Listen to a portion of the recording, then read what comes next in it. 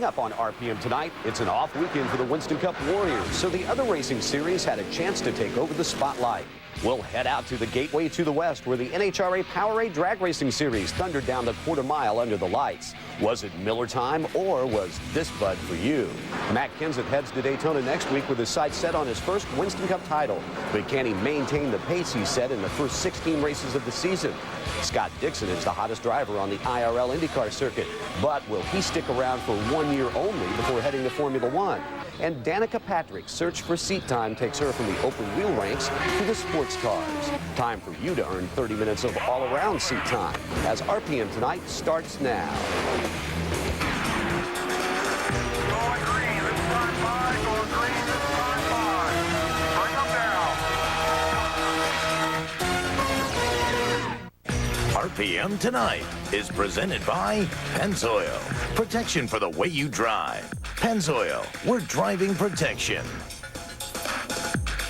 Hello, everyone. I'm John Kernan, and this is RPM Tonight. The big boys at NASCAR had the weekend off, their last of the season. We'll take an in-depth look at Matt Kenseth's drive for the championship a little bit later on.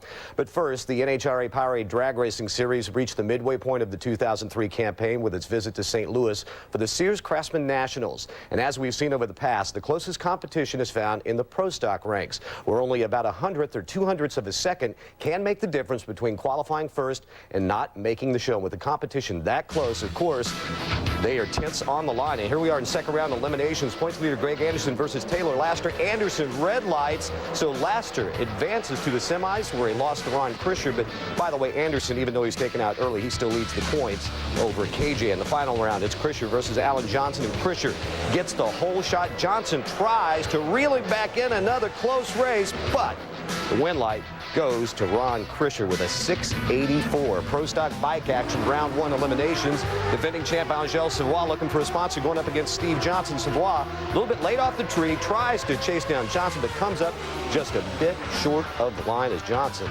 will take the victory. There you see it, by only 4 feet. Then in the finals, it's Gino Scali against GT Tonglet. Scali wins this one at the line with a 7.139 elapsed time, winning by just 17 thousandths of a second. Talk about close action there. And of course, the crew quite happy with the results. Funny car action. Semifinals, John Force going up against his teammate, points leader Tony Pedregon. Force gets the advantage off the line, beats Tony with a 494 to advance to the finals for only the second time this season. And in the final, he goes up against Del Worsham, who's been a thorn in his side before. Force gets the jump, but Worsham powers past and wins with a 488. Just an incredible sight. John Force winless in 12 races this year. First round eliminations, top fuel Kenny Bernstein inadvertently hits the parachute release lever, and his day is done. Remember, he won at St. Louis last year. Rhonda Hartman-Smith would advance. In second round eliminations, Larry Dixon, the point leader, versus Darrell Russell. Dixon, whole shot, but Russell reels him and makes the pass at the line. And Darrell Russell advantageless. In the finals, Doug Coletta versus Scott Weiss. Weiss, first time ever. Coletta gets up front and pulls away. He gets the win with a 460 flat, best ET of the weekend, but the engine goes up in smoke. Time now to head back out to Madison, Illinois with Marty Reed and Mike Dunn. Well, what a day, John, that we have had out here. I mean, just spectacular racing, but also some huge surprises. 3 number ones go down in the very first round. Hasn't happened since 1997. But John Force's saga continues. You were really amazed. I mean, John Force can't buy a win, but I tell you what, he had the perfect strategy going up there. I mean, Del Worsham qualifies number 16, hasn't ran in the 4-second range all through the whole race. So John sets it up. Let's try and repeat our 494 we ran in the semis. He basically does that, and then Del Worsham just throws a 488 out on him. I mean, what are you going to do? I think it was a perfect strategy. Looking at the numbers, I'd probably do the same thing again, and I think they would too. Well, as you see the run, let's check in now with Parker Johnstone.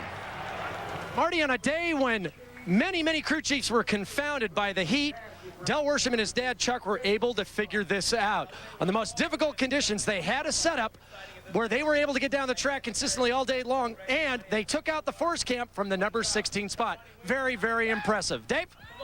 Down with Connie Coletta. Connie, it took you guys all the way to Reading last year to get a win, and here you've got 3 at the halfway mark. Yeah, we've been pretty fortunate and a little bit of luck, and the race car's been running good. You guys have strung off a lot of number ones to start the season on the good tracks. The question mark was always coming to these heat wave facilities, but yet you guys somehow persevered today. What kind of changes did you make? Well, we've done some clutch changes on this thing, and we've got this thing to actually tame the motor down. That's one of the biggest problems we had, was making too much horsepower. And when you get in the slick racetrack, the tire really becomes vulnerable, and the clutch and the temperature inside the clutch, it's a problem too. So we think we've fallen on something to take and conquer it. They got her tamed down for the first two, then got all that horsepower when they needed in the final. I've got the Pro Stock bike winner here, Gino Scali. Last year at this time, you're racing with Pete Briggs on the Kawasaki. You guys were fighting for credibility, and this year with a brand new team, Gino, you're looking at perhaps a title. Yeah, it's right now. It's our sponsors race. You know, Sears Craftsman Nationals. We debuted a bike, the Sears Craftsman bike. We took away the points lead from NGL, won the race. How awesome can that be? You know, I got to thank Craftsman Tools, I got to thank Trim Techs, I got to thank Hot Camps, and I got to thank all the viewers, man. That is awesome. This is a thrill come true. It's a dream come true. Maybe going even a little bit beyond their expectations for this year. Parker? Dell, tremendous performance on a difficult racetrack. You tune, you drive, and you did it from 16th. Yeah, no, what a wonderful day. Unbelievable. My dad, Checker Truck Track, especially the team, what a job they did. You know, we really weren't worried about being qualified 16th. Conditions today were so much different than how we qualified, but just an unbelievable day. Exciting. You know, race John Force in the final round like that. Anytime you beat John Force, just a great day. At night, under the lights, Sears Craftsman Nationals. Very, very excited I am. Congratulations. Marty? Well, thanks, because we've got 2 weeks off now, John, so we'll get ready for the Western Swing. We're going to head mile high in the sky in Denver, another Tuners challenging race. Back to you. All right, thank you very much, Marty. Let's check out the point standings right now. And because Dixon went out in the second round and Coletta went on the win, the margin now shrinks to 270 in the top fuel ranks. In funny car, Tony Pedregan leads Whit Bazemore by 143. Greg Anderson, as I told you, still leads Kurt Johnson by 70. And in bikes, Gino Scali with the win takes over as Angel out in the first round. And Gino now leads Angel after 7 of 15 events by 68 points. And Mike and Marty will return a little bit later in the show as they give us a look at the NHRA at the halfway point of the season, including what they expect to happen in the second half. Still to come on RPM tonight, Scott Dixon is red hot in IndyCars, but is this his first and last season in the IRL? And defending Winston Cup champ Tony Stewart is trying to bounce back from his slow start to the 2003 season.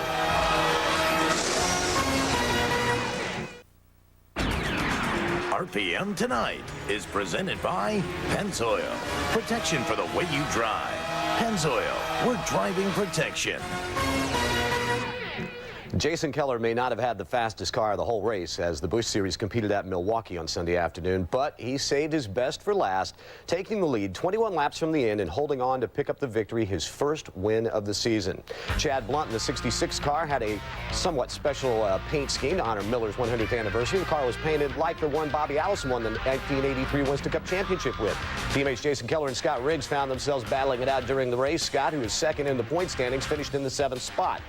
And another good run for Brian Vickers in the Hibbert Motorsports car as he drove his way to a second-place finish. But up front at the end, it was Keller who captured the 10th Busch Series victory of his career. Jason's last one came last year in May at Nazareth.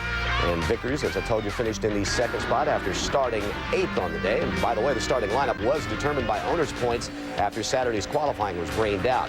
Ron Hornaday finished a strong 4th. He also sits 4th in the point standing, just 88 behind leader David Green, who finished 6th in Sunday afternoon's race at the Milwaukee Mile.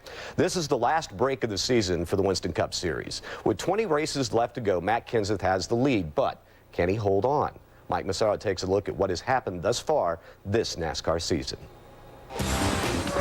Thus far in 2003, the NASCAR Winston Cup Series has seen sunny skies, and it has seen rain. It's had its usual ups and downs, and it's been marked by unprecedented change. But what may really set it apart from other years is the level of competition. Already, there have been 13 different winners. The modern era record is 19, set in 2001. Despite parity, Matt Kenseth has built a sizable lead in the standings. His 174-point advantage is the largest at this stage of the season since Dale Earnhardt led by 251 during his 1993 championship year. but history indicates that you shouldn't count out the competition yet. In 1981, Darrell Waltrip trailed by 256 points after 16 races and went on to win the championship. Kenseth is being chased by two of the sport's biggest names. Four-time champion Jeff Gordon has just one win this season, but with a runner-up performance in Sonoma last Sunday, he has climbed to second in the standings. He now appears poised to make a run at Cup number 5. Dale Earnhardt Jr. is a close third, trailing Kenseth by 176 markers.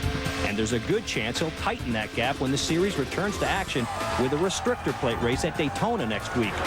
Between him and his teammate Michael Waltrip, the Dale Earnhardt Incorporated squad has won 8 of the last 10 restrictor plate races. The struggles of defending Winston Cup champion Tony Stewart may be the biggest surprise of the year. During the month of May, mechanical failure translated into inconsistency. At one point, Stewart dropped to 20th in the standings. He heads into the season's final break, 11th overall. There have been memorable moments this year. Ricky Craven clawed his way to victory at Darlington early in the season, edging out Kurt Busch by 0.02 of a second, the closest finish in NASCAR history. Busch rebounded at Bristol the following week, capturing the first of 3 wins this year. Busch has now won 7 races in the last 18 months. That's more than any driver in the series, and matches the total number of wins of Gordon and Earnhardt Jr. combined. It's difficult to predict what the remainder of the season holds, but you can be assured there will be plenty more of this, 20 more of these, and it will all finally culminate with someone doing this. Thank you, Mike. After the first 16 races of the season, Kevin Harvick has shown the biggest improvement in points position when compared to last year. Harvick currently sits 9th in the standings, a 23-place improvement. Of course, last year he was suspended from the race at Martinsville, got no points there. When we come back, we'll tell you how Danica Patrick did in her sports car debut at Road Atlanta, and Robin Miller has the latest on the future of IndyCar champ Sam Hornish Jr. RPM Tonight is presented by Pennzoil. Protection for the way you drive. Pennzoil, we're driving protection. Coming up next on ESPN2, it's the 2002 Thrills and Spills of Auto Racing. Check it all out as we look at all the excitement from the entire motorsports world. That's next, right here on ESPN2. It had to be a thrilling day as rising star Danica Patrick made her sports car debut in the Chevy Grand Prix of Atlanta. The 21-year-old Patrick currently competes full-time in the CART Toyota Atlantic Series. And up until just a few weeks ago, she had never driven a sports car competitively. Sunday, she teamed with Jerome Polakand in one of the ProDrive Ferraris. Just 10 minutes into the race, J.J. Leto, driving the champion Audi, passes Dyson Racing's James Weaver for the lead. Trouble for one of the ProDrive Ferraris as Tomas Ings spins 180 degrees, but he kept it going and went on to finish 8th overall. Patrick took over the number 80 Ferrari for the second stint about 45 minutes into the race. The car didn't really want to get going coming out of the pits, but finally she got out on the track and actually did quite well. She and her teammate combined to finish 10th overall, 4th in GTS. But the race belonged to Leto and Johnny Herbert as Herbert took the checkered flag for the victory and got a little victory kiss from his teammate. Formula One at Nürburgring in Germany for the European Grand Prix, and it was pole sitter Kimi Räikkönen jumping into the lead at the start of this one. Lap number 9, Jacques Villeneuve takes a wild ride, goes off course, spins the car all the way around. He didn't hit anything, so the 97 F1 champ kept right on going. Lap number 25, Räikkönen's day goes up in smoke with a blown engine. Ralf Schumacher takes over the lead at that point. 41 laps into the race, and Juan Montoya, Michael Schumacher battling for a second. Schumi on the inside, Montoya outside. Schumi spins it out and into the gravel trap. Now check it again. Montoya not giving away anything, a daring pass on the outside. Schumacher did not stall the cars and backed into the gravel trap, and the track workers were allowed to give him a little push out of the dangerous situation. Lap number 57, David Coulthard runs up on a slower car, takes evasive action, goes off course. And Coulthard's day is done. It looks even more dramatic as we watch it from this angle. Catches some air. I guess he might be practicing for the upcoming X Games, do you think? But a disappointing day for David. Up front, it was Ralf Schumacher taking the win, his first since Malaysia last year, and the 5th victory of his career. Montoya finished second, followed by Rubens Barrichello. And despite a fifth-place finish, Michael Schumacher continues to lead the point standings, and because of Raikkonen's problems, his advantage actually increases now to 7 points. Ralph moves into the third position, just 15 out of first place, while Montoya and Fernando Alonso sit tied for fourth. Scott Dixon won his third IndyCar race of the season Saturday night in the rain-shortened SunTrust Indy Challenge at Richmond. And as you can imagine, the talk of Dixon's future is really starting to heat up. For more on that, plus the latest on the Sam Hornish rumors, here are Robin Miller and Marlo Klain. Scott Dixon had a dominating performance Saturday night in Richmond, and with dominating performances, Robin, come looks from other series. Marlo, there's no secret that Scott Dixon's a road racer, and this is where his contract was this year in the IRL. I don't think anybody expected him to dominate like he is, but they're already talking in Europe that Toyota wants to test him in August in their Formula One team. And obviously Cristiano D'Amato went from kart championship to Formula One this year, and that's always been Scott's goal. And Mike Hall said, yeah, he's heard the same thing, and he wouldn't be surprised. And you know, I don't think they'd hold him back. I think Chip said he still has him under another year contract, but maybe it's just an option. It's just that this kid is so smooth. He's 22 years old and so fast. He's the perfect kind of element that you want in Formula One. There was a rumor this week that Chip Ganassi was thinking about getting out of the IRL. Yeah, Ganassi called me and was screaming that people were calling about some internet rumor. I said, that's what you get for reading the internet, unless it's ESPN.com. And basically, he told you and I tonight, no way am I getting out of the IRL. I got 2 cars. I'm not going anywhere. So he laid that rumor to rest, and every time you win, it makes it a little tougher to get away anyway. Someone who keeps upping his fee is Sam Hornish Jr. There's been a lot of talk that Panther Racing probably couldn't pay him what he's worth next year, and that Penske may be in the mix. There's 2 good things for IRL fans. Sam has asked some of the IRL officials what the June schedule is going to be next year, because that's when he's going to get married. So it sounds like he wants to stay in the IRL. It sounds like he's planning to. But if Penske loses Marlboro, Sam doesn't want to drive for a cigarette sponsorship. Well, I don't think they're going to have Marlboro next year. I think Penske's already got a new sponsor. He's the perfect Penske driver. He complements everything that Rick Mears ever did. And Roger Penske's the guy that can step up and pay him a couple $1 million. And the IRL better hope that that's what happens. He doesn't need to be going to NASCAR. And one of the things I think that concerns Sam about NASCAR is how the length of that schedule. Right, and he said, I value my time. I don't want to be gone 40 weekends a row, especially if he's just getting married. Plus, he wants to win the Indy 500, and he loves open wheel racing. There was a big meeting this week with Chevy about what they were going to do and possibly, obviously, run the Cosworth. Well, Brian Barnhart said nothing's been decided, but in the meeting they decided that the Chevrolet owners all voted that if there is a Cosworth Chevy, everybody gets it at the same time. Nobody gets any favorable treatment. But they're going to go out. I think some of the guys from Speedway Engines are going to go out next week to California and try and work with it. The key is they got to get some reliability built into it. They've only had it on the racetrack one time, and yes, it was 5 miles an hour faster than a Chevy, but these guys say we can't just turn this overnight. It's probably going to be 2 months before you see anything on the track. When I talked to one of the Chevy owners, he told me that they were talking about next year, and he said, you know what, Chevy needs to pay us back for what we have gone through this year. Thanks, guys. Still to come on RPM tonight. The Powerade Drag Racing Series reaches the midpoint of the year. We'll check out the big stories when we come back.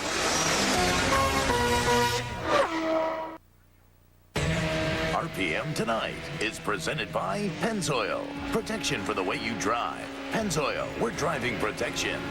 And in part by Honda, proud sponsor of the Indy Racing League IndyCar Series.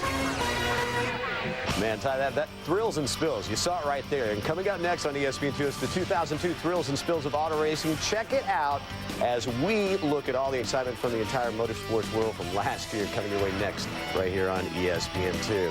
NASCAR driver Kyle Petty's annual charity ride across America wrapped up Saturday afternoon in Daytona Beach, Florida. Petty and a number of other members of the Winston Cup family rode Harleys across the country the last week, coming from California to Florida. The charity ride benefits the Victory Junction Game Camp for kids with special needs. Helping kids and being able to make their lives a little bit brighter, especially the ones that are really, really sick, is what I get out of it. These kids can't go to any other camp. The camps that they go to right now are more of a hospital than it is anything else. This is a camp, and this is a place that they can go, they can have fun, they can enjoy it, they can just be kids. This marked the 9th year of the charity ride, which has raised millions of dollars for various camps designed for kids with special needs. Well, the chases for the championships in the NHRA Powerade Drag Racing Series have reached the halfway point after Sunday's Sears Craftsman Nationals at Gateway International. Last year, Larry Dixon headed into St. Louis leading Top Fuel, but he failed to qualify, and from there on, it was a real race to the title between Dixon and Kenny Bernstein. This year, it appeared as if another Bernstein, Brandon, would battle with Larry for the title, but that accident at Englishtown took Brandon out of contention. And as Mike Dunn and Marty Reed report, that's kind of left the door wide open for a second straight title for Dixon. John, as we get ready to look forward to the second half of the season, remember last year coming into St. Louis, Larry Dixon almost tried to give the points championship back into Kenny Bernstein's lap by failing to qualify. That didn't happen this year. This year, the dramatic turnaround was Brandon Bernstein's crash. Yeah, I mean, Brandon won 3 races, was definitely in the hunt for the championship, led at 1 point after his win in Bristol. But then obviously the accident happened and created some problems. One thing you got to remember, I mean, there's not really anybody out there that can contend against Larry Dixon. I mean, Doug Colletta has shown sign that he has a horsepower. In certain conditions, he can definitely outrun the Miller car, but he doesn't have that consistency. And until they get that, somebody like Darrell Russell is able to step up their performance a little bit, I think Larry Dixon's going to walk away with this. Yeah, it's not so much what Larry does, it's what everybody else is not doing. What about funny car? Bill Stevens. Well, in any given season, the story in funny car can always be found down here at Team Castro. In 2003, there are 2 stories, John Force and Tony Pedregon. Tony Pedregon has won half of the races so far in the first half of the season, has a pretty healthy points lead. John Force hasn't won yet. What's the upshot? Well, Tony Pedregon's got to worry about Whit Bazemore, and in my opinion, either Tony or Whit's going to win the championship this year. But if Tony keeps running the way he has, and Whit Bazemore can't overcome what happened 2 weeks ago when he lost to John Force in the second round and saw Tony win the race, I think Tony's going to win the crown. Dave? Well, Bill, as we look to the back half of the Pro Stock bike season, it should be stellar. Questions abounded. Angelle Savoie at the beginning of the season after her split with Star Racing, but she has more than lived up to her championship status atop the heat most of the year. We expected her to have company, though, courtesy of Craig Treble, but he has struggled. But other guys like Gino Scali and Fred Collis have stepped it up. The class has another female, Karen Stauffer, who's moving things along. And how about the Vance and Hines Screaming Eagle Harley Davidsons ridden by Andrew Hines and GT Tonglin? Incredible. What it all boils down to is a class that has gotten so tight, if Angelle wants to become NHRA's winningest champion female, she better not slip up. Parker? Well, David, one of the most competitive categories of all professional motorsports. The mood this year is very different than last year. Coming into St. Louis, we had 9 different winners in 11 events. This year, only 3 drivers have taken home the Wallies. Kurt Johnson, Warren Johnson, and this man, Greg Anderson. Greg Anderson has obliterated the national ET and speed records. His dominance has stymied this class. Really, the question has changed. Last year was who could dominate this category, rise to the top in the last half of the season. This year, the question is who can catch Greg Anderson. Thank you, Parker. We'll see you about those answers a little bit later. See you here next Sunday morning with RPM Today at 11:30 Eastern. Have a great week. Good night, everybody. RPM Tonight is a presentation of ESPN, the worldwide leader in sports. For more, log on to rpm.espn.com.